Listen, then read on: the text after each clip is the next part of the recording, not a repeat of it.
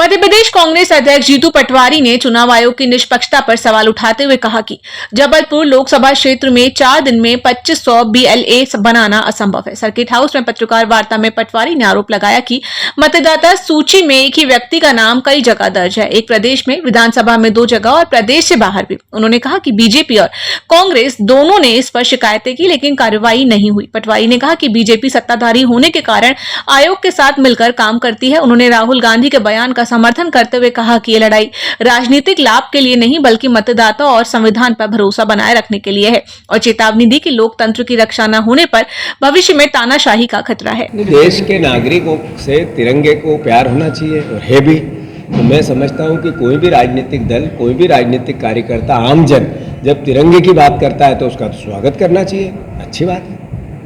आप राहुल गांधी ने सवाल उठाए, कर्नाटक एक मंत्री ने उस पे भी सवाल उठाया कि कांग्रेस के कार्यकाल में ये तो उन्हें टर्मिनेट कर दिया, हटा दिया। क्या है ये पूरा मसला? क्या नहीं, बात यह है कि प्रमाण है। राहुल गांधी जी जो देश के सामने नैरेटिव सेट कर रहे हैं, ये कोई राजनीतिक लाभ के लिए तो कर नहीं रहे हैं। इस देश के आपका भी वोट के अधिकार सुरक्षित रहे और आपके बेटे का भी वोट का अधिकार सुरक्षित रहे, उसके बाद की जो पीढ़ी है उसका भी रहे, तभी तो बिलीव चलेगा इस संविधान में, इसमें भरोसा चलेगा। तो राहुल गांधी जी देश की सेवा करना चाहते हैं। मैं समझता हूँ कोई भी व्यक्ति अगर इसके वास्तविक प्रमाण के साथ बात करे तो वो पार्टी का हो या गैर पार्टी का हो, उसका स्वागत है। पर इसमें किसी भी प्रकार की नकारात्मकता लाने की कोशिश करे तो ये तो बीजेपी का एजेंडा है। आप विधायक बीजेपी के एजेंडे पे काम कर रहा है? नहीं, मुझे ये मैंने नहीं कहा। जैसे अभी का ताज़ा उदाहरण, पिछले महीने की 8 तारीख को चुनाव आयोग ने परिपत्र जारी किया और कहा कि हम BLA बना रहे हैं। 12 तारीख तक BLA की सूची चाहिए। यानी एक चुनाव आयोग इतना बड़ा, केवल जबलपुर लोकसभा में 2200 से ज़्यादा बूथ होंगे, तो 2200 लोगों की या 2500 लोगों की एक ज़िले में BLA बनाने की जो व्यवस्था, वो कहते हैं 8 दिन में कर दो। फिर इससे पहले 1500 वोट को 1200 वोट में कन्वर्ट करने की भूमिका चुनाव आयोग ने की। तो उन्होंने कहा कि हमने कर लिए हैं, अब ये देख लो, आप सही हो तो बता देना, नहीं तो हम कर लेंगे। ये इस तरह का कन्वर्सेशन ही ये बताता है, ये चुनाव आयोग की निष्पक्षता पर सवाल खड़े करता है। जब राहुल गांधी जी ने कहा कि एक घर में इतने वोट हैं, उन्होंने कहा एक ही व्यक्ति के एक प्रदेश में भी नाम है, एक विधानसभा में भी 2 जगह, प्रदेश से भी बाहर है। उन्होंने प्रमाण दिए, आपने देखा है। ऐसा मध्य प्रदेश में भी है, ऐसा जबलपुर में भी है। मैं अगर आपको भावनात्मक इस बात को नहीं कहना चाहता हूँ, प्रैक्टिकली सत्यापन कैसे होगा इसका, कि जो जितने चुनाव लड़े हुए कांग्रेस के हुए बीजेपी के, चुनाव लड़ने से पहले सबने अपने अपने शिकायतें की हैं, उसके प्रमाण होंगे। उन शिकायतों के आधार पर क्या चुनाव आयोग ने काम किया था? क्या नहीं किया था।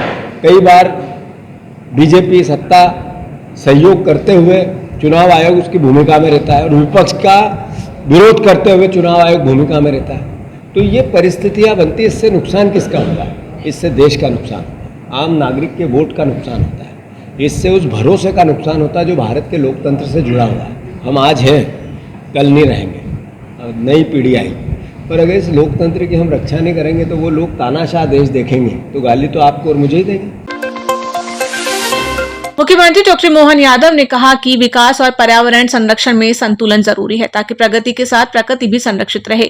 रविंद्र भवन में PWD की 1 दिवसीय कार्यशाला का उद्घाटन करते हुए उन्होंने भोपाल के बड़े तालाब को उत्कृष्ट इंजीनियरिंग का उदाहरण बताया। PWD मंत्री राकेश सिंह ने कहा कि अंग्रेजों ने मोहनजोदाड़ो की 7000 साल पुरानी ईंटों से रेल पटरियों का आधार बनाया जो दशकों तक मजबूत रही। उन्होंने त्रिची का 2000 साल पुराना अनैकट्टू बांध भी मिसाल बताया। मंत्री ने घोषणा की कि सड़क गड्ढों की मरम्मत की समय सीमा 7 दिन से घटाकर 4 दिन की जाएगी और डामर केवल सरकारी रिफाइनरियों से खरीदा जाएगा। सभी PWD भवनों में वर्षा जल संचयन, सौर पैनल और हरियाली सुनिश्चित की जाएगी। साथ ही प्लास्टिक बोतलों के उपयोग पर प्रतिबंध लगाया जाएगा। मध्य प्रदेश हाईकोर्ट ने डुमना एयरपोर्ट की बदहाल स्थिति पर कड़ी नाराजगी जताते हुए कहा कि 450 करोड़ खर्च होने के बाद भी हालात जस के तस हैं, तो क्यों न इसे बंद कर दिया जाए। सोमवार को मुख्य न्यायाधीश संजीव सचदेवा और न्यायमूर्ति विनय सराफ की बेंच ने एयरलाइंस को पूरी रिपोर्ट देने और सरकार से 3 बिंदुओं पर जवाब मांगा। अगली सुनवाई 28 अगस्त को होगी। जनहित याचिका में कहा गया कि पहले जबलपुर से मुंबई, पुणे, कोलकाता और बेंगलुरु की सीधी उड़ानें थी जो अब बंद हो चुकी है। विमान कंपनियों ने तर्क दिया कि यहाँ टैक्स और चार्जेस वादा है, जिससे फ्लाइट संचालन घाटे का सौदा है। सरकार ने कहा कि कुछ चार्ज कम किए गए और फरवरी 2025 से नई रियायती योजना लागू होगी। नगर निगम के ठेकेदारों ने बकाया भुगतान की मांग को लेकर मंगलवार को स्मार्ट सिटी कार्यालय में धरना दिया। ठेकेदारों ने पहले कलेक्टर से मुलाकात की, फिर स्मार्ट सिटी ऑफिस में कमिश्नर से बातचीत की, लेकिन कोई निर्णय नहीं हुआ।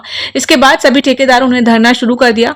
अल्टीमेटम दिया कि अगर भुगतान जल्द नहीं किया गया तो वे सभी काम बंद कर देंगे। को देखते हुए भी समय समय पे पेमेंट हम करने की कोशिश करते हैं। इस बार जो हमने कुछ आंशिक पेमेंट सभी ठेकेदारों का एक बराबर से किया था, उसमें जो इनके विषय हैं सभी ठेकेदारों को उनको सुना गया है और हम कोशिश करेंगे कि जो इनके डिमांड्स हैं या फिर जो ये चाहते हैं जिस हिसाब से पेमेंट हो उस पर, और जो अपनी जो व्यवस्था है, जो अपने प्रशासन के पास जितना फंड अवेलेबल है उस हिसाब से बेटर पेमेंट जितना भी हो सकेगा हम फ्यूचर में भी प्रयास करेंगे। इस दौरान उन्होंने चेक वापस की भी कोई बात करेंगे? हम चेक हमने कोई वापस अभी नहीं लिए हैं यहाँ पे, क्योंकि वो तो जो अकाउंट की प्रक्रिया होती है उनको हम चेक दे चुके हैं ऑलरेडी। लेकिन बाकी जो उनकी डिमांड्स है कि उनको और पेमेंट चाहिए, शायद वो पेमेंट्स भी कम लग रहे हैं, उस पर हम कोशिश करेंगे कि बेटर किया जा सके। फंड का भी कोई इशू आ रहा है?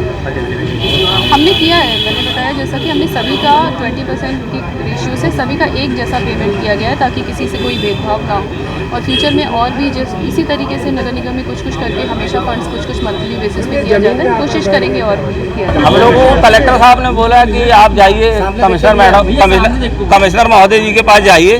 कमिश्नर साहब के पास हम लोग आए तो कमिश्नर मैडम ने बोला कि हम पूरा भुगतान तो नहीं कर सकते, हम लोग वही 20% वापसी करने के लिए आए हैं। हम लोगों का 20% में काम नहीं बन पाएगा, व्यापारियों को भी देना है, स्कूल की फीस भी जमा करना है, आगे काम भी करना है और काफ़ी हम लोगों को दिक्कत का सामना हो रहा है।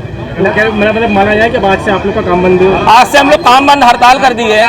क्या है जैसे काम बंद हड़ताल कर दी है और हम लोग हर वार्डों में जा जाके सब ठेकेदारों को निवेदन करेंगे कि भाई सब काम बंद रखो जब तक पूर्ण भुगतान नहीं होता है। लगभग कितने करोड़ का आप लोग का? 53 करोड़ का भुगतान बाकी है। कितने ठेकेदार हैं? हम लोग कम से कम 250 के आसपास ठेकेदार हैं। नाम अभिषेक सोनकर।